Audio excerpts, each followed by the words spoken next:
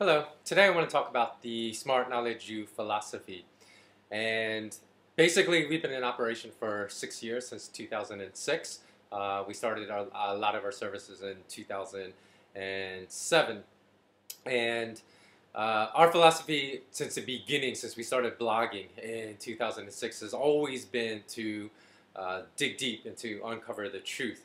And there's a lot of people out there that think that telling the truth and being in the financial services industry is an oxymoron. So we want to basically portray a different paradigm and portray to people in the world that that is a lie. That's just what the commercial investment and banking industry want you to believe, that you need to deceive people, that you need to lie to people, you need to cheat and steal from people in order to be successful. But we don't believe that to be true at SmartKnowledgeU.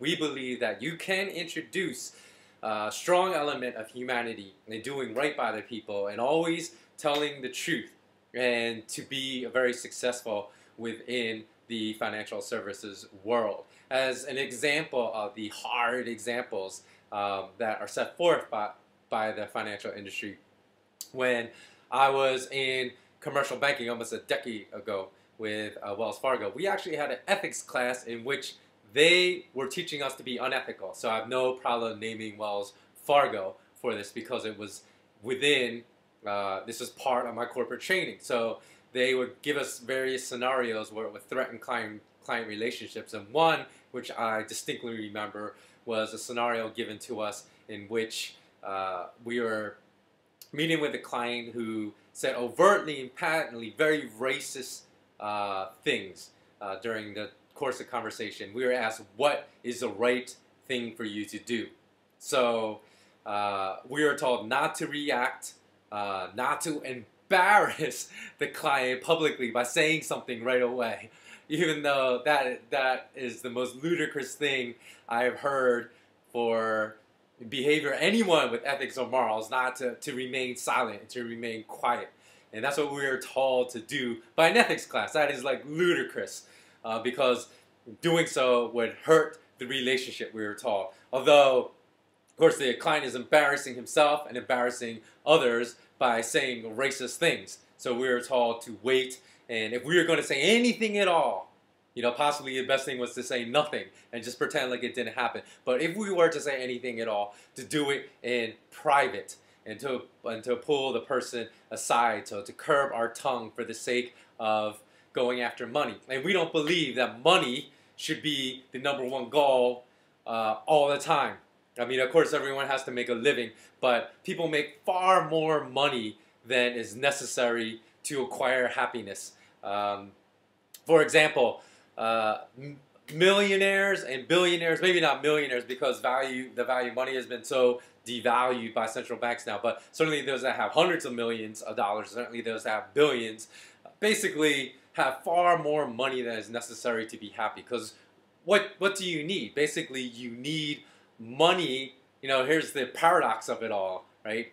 Is that people always say that enough money is when you have the amount of money where you don't have to worry about money, where money no longer becomes a concern. So if you have enough money where you don't have to worry about food, shelter, the basic necessities, then life becomes much easier in that regard. So certainly you do not need hundreds of millions of dollars and billions of dollars where to get to the point where you no longer worry about money. You're well beyond that point of worrying about money. So we think that in financial services, you should be able to balance that, the necessity for money as a means of subsistence, and also being able to help your fellow human being and to do it in an honest and honorable way.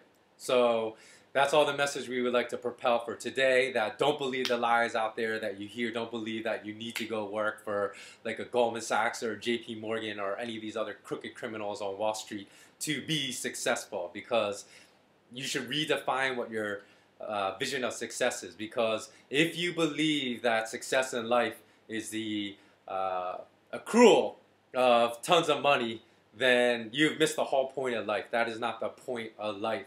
So make sure you slow down a little bit, take some time to think about what is the mission in this world. And I don't want to wax too philosophical here, but I do believe in a higher power and a higher being. I do believe in certain universal consciousness.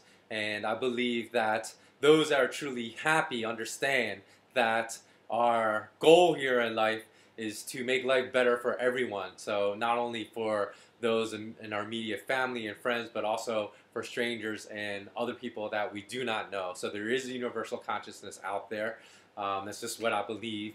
And I believe we can use that in a positive way to spread positivity instead of using banking to spread misery, to finance wars and spread death and murder of hundreds of thousands of innocent civilians, to launder drug money for the drug cartels to spread more death and misery, because that's a way a lot of profit and profitability is earned in the banking and financial services industry, is through ways that spread misery instead of positivity. So let's flip that equation upside down and spread positivity, and then we will find that those that concentrate on spreading positivity in the financial services industry, although it is a small fraction of all those that are engaged in this endeavor, can basically gain market share as people see more and more of our success. So thanks for watching today. Please don't forget to comment below, and have a great day.